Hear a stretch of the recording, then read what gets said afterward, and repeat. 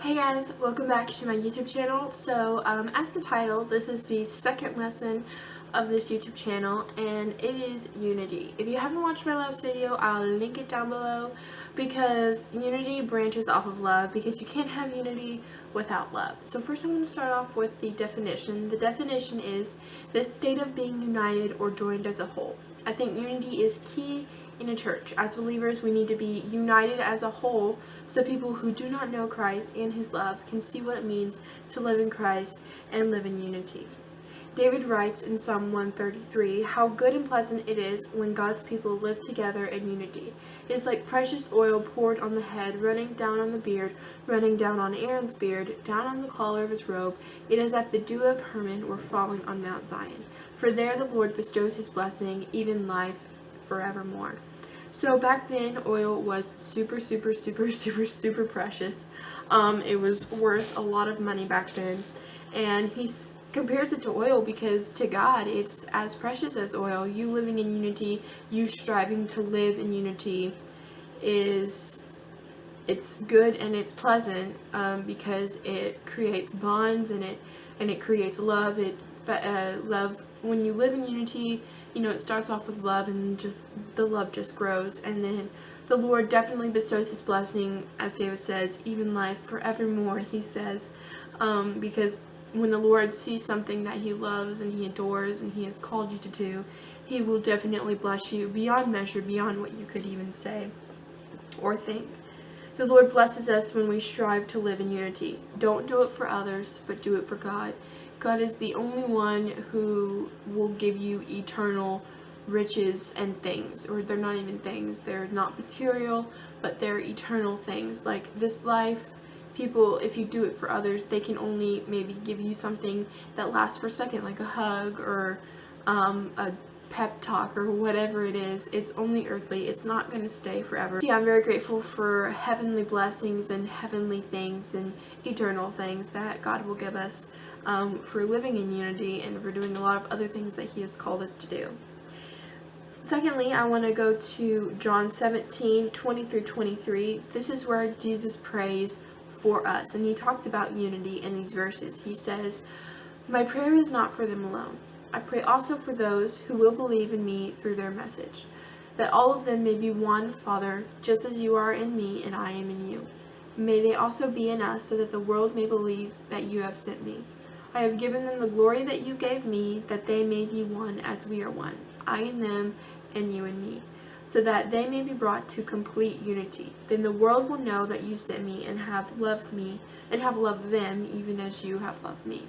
So when you live in unity, Jesus even says here that the world will know that God sent Jesus, because there is absolutely no unity in this world right now unless you have Christ and you have a friend group, and even not your friend group, because you're creating unity with others who are not your friends that you haven't known for a long time. The people that you hate, you can, well, not even hate, like the people that hate you, you can love them through unity and through love and through God. And even Jesus says that the world will know that God sent Jesus and loved the world, and that God loves Jesus just by living in unity. He also says He's not just praying for the people, that were there in that time. He is praying for us. We are the people who will believe in Jesus through their message, that all of them may be one, just as you are in me and I am in you. Because when people believe something, they come together. When we have the same aspects and the same beliefs. Now, all of us aren't going to see eye to eye on specific things, like, I don't know, a lot of crazy things in Christianity that Christians sometimes disagree on is tattoos and a lot of piercings and living together and abortion, and there's just so many things, homosexuality, there's just so many things that a lot of Christians disagree on, but we have one set faith, and that is through Jesus, and we can take all of those differences aside and live in unity through love, through God. And that is what Jesus is saying. John 17:20 through 23. John 17 is Jesus praying to God, praying to His Father, talking to Him. This is before he goes on the cross to die. So he was about to die, and he was praying for us, which is amazing, and he's so loving and gracious. So he also says in this verse is how to show unity is living in God, and how to live in unity is living in God. So it all is living in God. You show unity through living in God. You live in unity by living in God. So unity equals God. God is the only source of unity for you. Thirdly, Ephesians 4:1-16 is my challenge for you today to read until my next video on Wednesday. I want you to read Ephesians 4:1-16. Don't care what translation or don't care what version.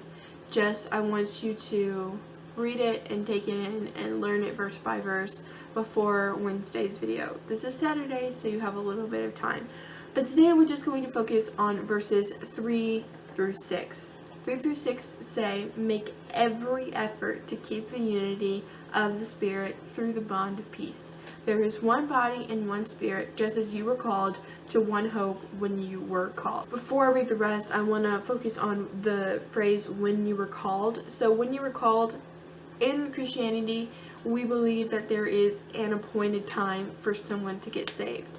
So maybe it's at the end of your life when you die, which is very sad because that is it. You have no other way because you've hardened your heart, or maybe you've turned away from God, or maybe your appointed time is when you're young, like me when I was 5, or maybe it's when you're a teenager or you're in your middle age. I don't know when your appointed time is. God only knows. But when you were called is what refers to that. So the rest of it says, one Lord, one faith, one baptism, one God and Father of all, who is over all and through all and in all. So peace is from God and only God, just like unity. Through love comes unity, and through peace comes unity. So love and peace, they link up and they create unity, because when you have unity, you have peace. And you know, people, like I said in my last video, look to world peace, and that's their goal. But if you can't love and you only hate like the people who do you wrong, then there's going to be absolutely no world peace in this world until there won't be any peace in this world.